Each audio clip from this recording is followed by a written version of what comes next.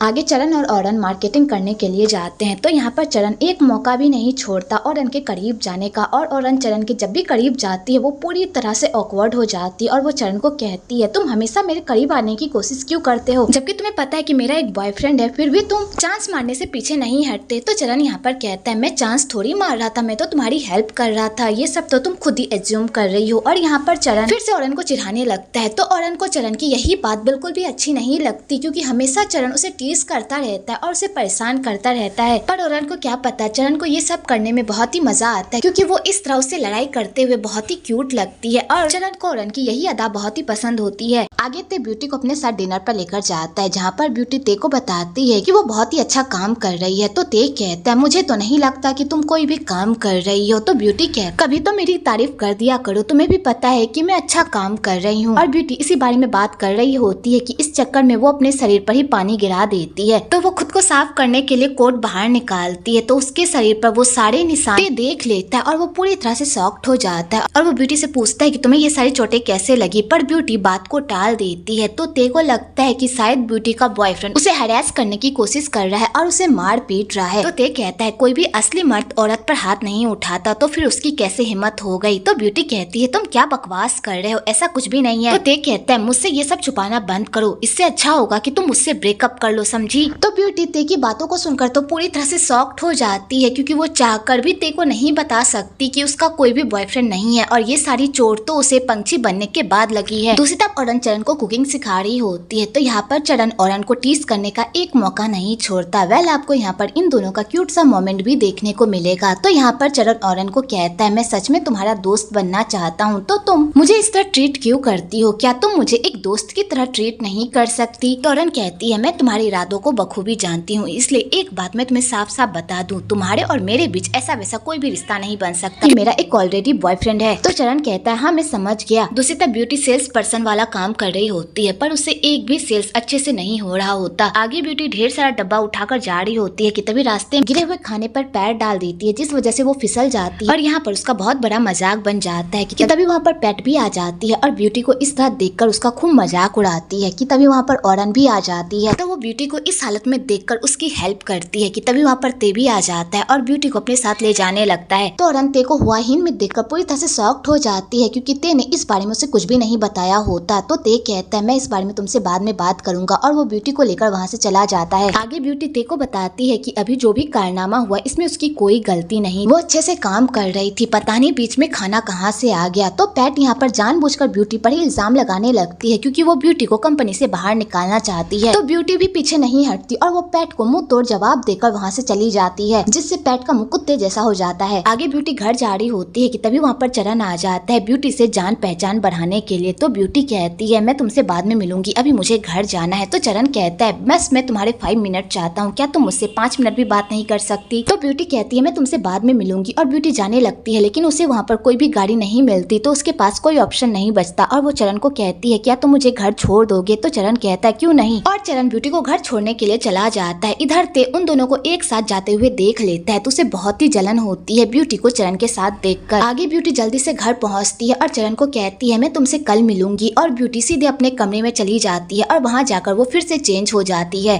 आगे ते भी ब्यूटी से मिलने के लिए आता है, तो वहाँ जाकर उसे पता चलता है कि ब्यूटी घर नहीं आई हुई है, बल्कि वो चरण के साथ है। ये बात सुनकर तो उसे बहुत ही गुस्सा आता है और वो वहाँ से चला जाता है सीधा औरन के पास डिनर करने के लिए। तो यहाँ पर औरन ते को देखकर बहुत ही खुश होती है और साथ में सारे लोग डिनर करते हैं। तो यहाँ पर औरन के पापा जानबूझकर ते के सामने चरण के नाम का जिक्र करते हैं और उसे औरन के साथ जोड़ने की कोशिश करते हैं, ताकि ते को ये सब सुनकर जलन हो। वेल, ते को जलन तो होती है, पर औरन के लिए नहीं बल्कि ब्यूटी के लिए, और ये बात उसे बिल्कुल भी हजम नहीं हो रही होती कि चरण ब्यूटी के साथ घर गई। इधर ब्यूटी भी उन लोगों को साथ में डिनर करते हुए देख रही होती है और ब्यूटी उन लोगों की बातों को सुन वहाँ पर खूब मजे ले रही होती है। अगले दिन चरण ब्यूटी को उसके घर से लेने के लिए आता है, तो ब्यूटी भी चरण के साथ खुशी खुशी चली जाती है, ताकि वो चरण के साथ रहकर अपने अंकल के काले कारनामों के बारे में पता लगा सके। तो वो लोग एक रेस्टोरेंट में जाते हैं, जहाँ पर ब्यूटी चरण से अपने अंकल के नई फैक्ट्री के बारे में पता लगाने की कोशिश करती है। तो चरण कहता है, हाँ मैं उस बारे में जानता तो हूँ, लेकिन मैं तुम्हें अगली बार बताऊंगा, जब हम दोनों फिर से मिलेंगे। तुम मिलोगी ना मुझसे। तो ब्यूटी कहती है, क्यों नहीं, हाँ मैं जरूर तुमसे मिलूंगी। और ब्यूटी ये कहकर वहाँ से चली जाती है, क्योंकि उसके लाख पूछने पर भी चरण उसे कुछ भी नहीं बता रहा होता नई फैक्ट्री के बारे में। दूसरी तरफ पैट ब्यूटी को मॉल से निकलवाने के लिए उसके गिरने वाली वीडियो को पोस्ट कर देती है, जो पूरी तरह से वायरल हो जाती है और सारे मीडिया वालों को ये बात पता चल जाती है कि इस दुनिया की सबसे बड़ी सेलिब्रिटी अभी एक सेल्स वूमेन का काम कर रही है। तो सारे मीडिया वाले मॉल पहुंच जाते हैं और वहां जाकर वो लोग ब्यूटी को उसे तंग करने लगते हैं और उससे ढेर सारे सवाल भी पूछने लगते हैं। लेकिन तभी वहाँ पर ते आ जाता है और ब्यूटी को लेकर वहाँ से चला जाता है। इधर पेट ये सारा कारनामा करके बहुत ही खुश हो रही होती है कि फाइनली उसने ब्यूटी को मॉल से बाहर निकलवा ही दिया। आगे ते ब्यूटी को लेकर घर वापस जाने लगता है। तो ब्यूटी को जैसे पता चल कि उसके घर पहुंचने का रास्ता 3 घंटे का है और वो शाम को घर पहुंचेगी, तो वो बहुत ही परेशान हो जाती है कि अगर वो शाम में एक बर्ड बन गई तो उसके राज का तो पर्दाफाश ही हो जाएगा। इसलिए वो ते को जल्दी से गाड़ी चलाने को कहती है। तो ते कहता है क्या तुम्हें दिखाई नहीं दे रहा कि रास्ते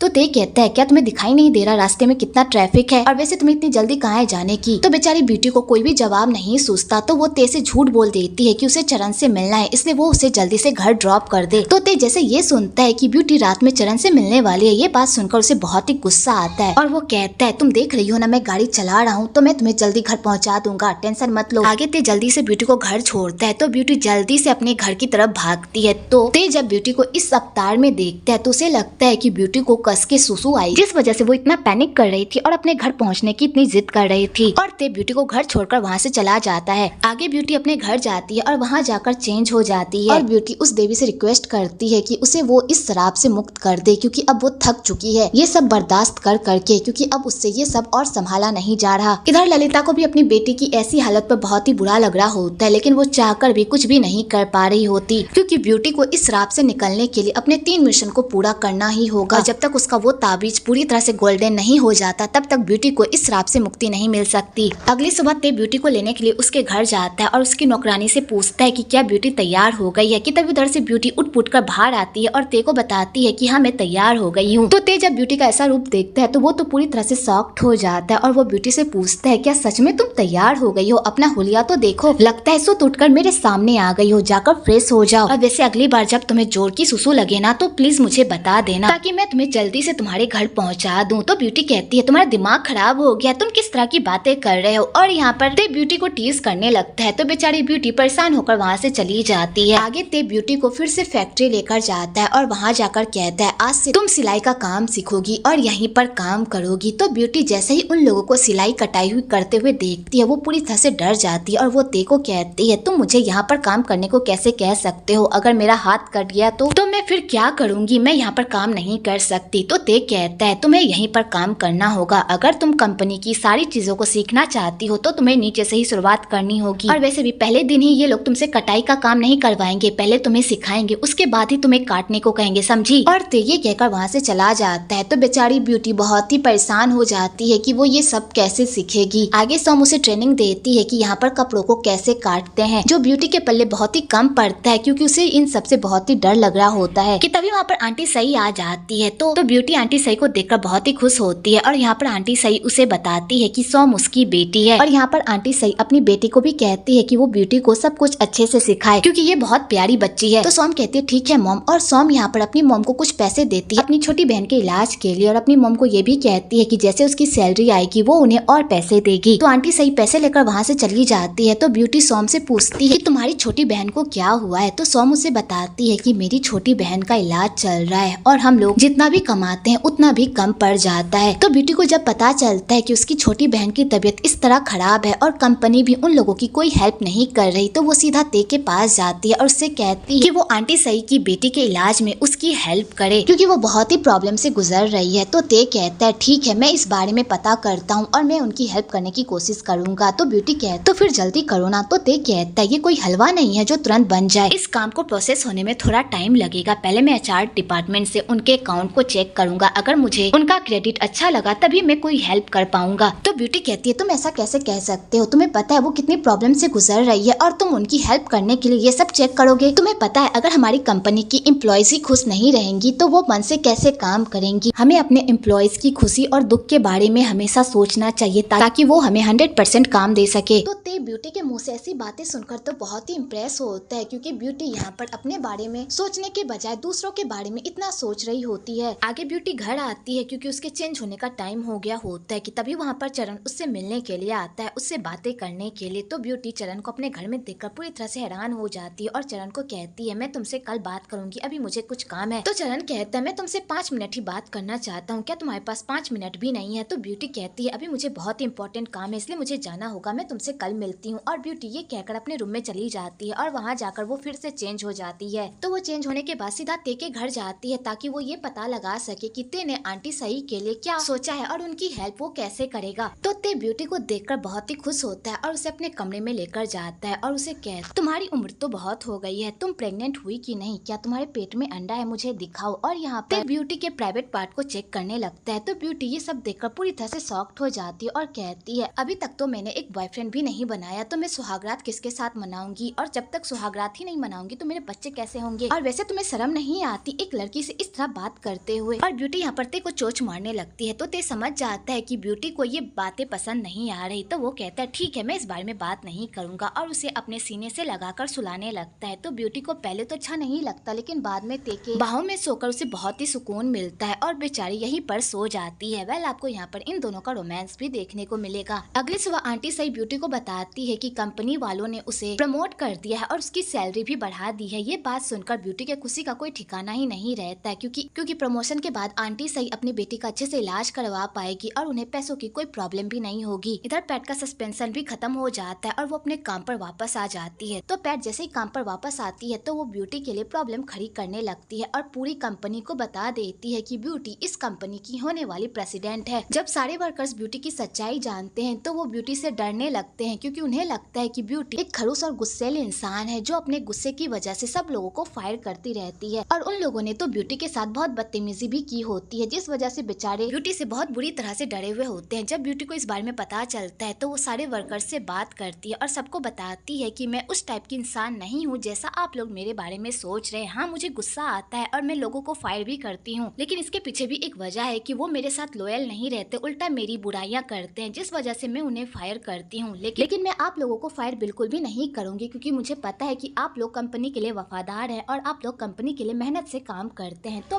मैं आप जैसे मेहनती लोगों को काम से बाहर क्यों निकालूंगी। और यहाँ पर ब्यूटी अपनी बातों से सिचुएशन को इस तरह संभालती है कि सारे लोग उसके फैन हो जाते हैं और उसकी बातों को सुनकर खूब तालियां बजाते हैं और सारे वर्कर्स के दिल से ब्यूटी का डर भी निकल जाता है। तो ब्यूटी ये सब करके बहुत ही खुश होती है और उसे बहुत सुकून मिलता है उन सारे वर्कर्स के साथ काम करके। इधर ते जब ब्यूटी का ऐसा रूप देखता है तो वो भी ब्यूटी के इस परफॉर्मेंस से बहुत ही इम्प्रेस होता है। आगे ब्यूटी के ताबीज का रंग गोल्डन होने लगता है। तो ब्यूटी ये सब देखकर बहुत ही खुश होती है कि उसने इतने लोगों से प्यार से बात की और उनकी तरफ अपनी श्रद्धा दिखाई तो भगवान ने भी उसकी हेल्प की। और ब्यूटी ये देखकर बहुत ही खुश होती है। दूसरी तरफ पैट को बहुत ही गुस्सा आ रहा होता है क्योंकि उसका ये प्लान भी पूरी तरह से फ्लॉप हो गया होता है और सारे वर्कर्स ब्यूटी के खिलाफ जाने के बजाय उसके साथ काम करने के लिए तैयार हो गए होते हैं। अगले दिन ब्यूटी सारे वर्कर्स को मेकअप ट्यूटोरियल देती है ताकि सारे खुद को अच्छे से पैम्पर कर सके और अच्छे से रेडी होकर कंपनी आए, क्योंकि अगर वो खुद का ख्याल रखेंगे, खुश रहेंगे तो वो कंपनी को अपना 100% दे पाएंगे। इसलिए ब्यूटी सारे वर्कर्स को मेकअप करना सिखाती है और खुद से प्यार करना भी सिखाती है। जब ये बात पैट को पता चलती है तो वो ब्यूटी के इस फैसले के खिलाफ हो जाती है और यहाँ पर वो ब्यूटी के इस फैसले पर ऑब्जेक्शन लगाने लगती है और उसे ये भी कहती है कि तुम इस तरह वर्कर्स को मेकअप करना सिखा रही हो, क्या वर्कर्स इतने महंगे मेकअप अफोर्ड कर पाएंगे। तो ब्यूटी कहती है अगर मैं उन्हें मेकअप करना सिखा रही हूँ तो मैं उन्हें सस्ते मेकअप खरीदने का हुनर भी सिखा रही हूँ ताकि वो लोग ये अफोर्ड कर सके। और वैसे भी अगर वो लोग अपने आप से खुश नहीं होंगे तो वो कंपनी को कैसे खुश रखेंगे। तो पैट कहती है अगर तुम्हारा यही रवैया रहा ना तो तुम कंपनी को डुबा दोगी। तो ब्यूटी कहती है ये कंपनी मेरे पापा की है और ये कंपनी मेरी भी है और इस कंपनी के साथ क्या करना है और क्या नहीं वो मैं डिसाइड करूंगी, तुम नहीं। और मेरे मुताबिक इस कंपनी के वर्कर्स के लिए जो फायदेमंद होगा मैं उन्हें प्रोवाइड करूंगी और तुम कोई नहीं होती मुझे ये सब करने से रोकने वाली। और ब्यूटी ये कहकर वहाँ से चली जाती है। तो पैट को ब्यूटी पर बहुत ही गुस्सा आता है और वो ते को कहती है तुम देख रहे हो ब्यूटी क्या कर रही है, अगर वो इसी तरह की हरकत करती रही ना तो वो हमारी कंपनी को डुबाकर ही मानेगी। तो ते कहता है ब्यूटी जो कह रही है उसकी बातें कोई गलत भी नहीं है, अगर वो इस कंपनी के बारे में इतना सोच रही है तो इसमें बुरा ही क्या है। और वैसे भी वो भी इस कंपनी की प्रेसिडेंट है तो उसका पूरा हक बनता है कंपनी के हक में फैसला करने का। तो पैट कहती है तुम भी उसी का साथ दे रहे हो, अगर ब्यूटी इस कंपनी की प्रेसिडेंट बनी ना तो मैं ये कंपनी रिजाइन करके चली जाऊंगी क्योंकि मैं उस जैसी लड़की के साथ इस कंपनी में काम नहीं करूंगी। और पैट ये कहकर वहाँ से चली जाती है।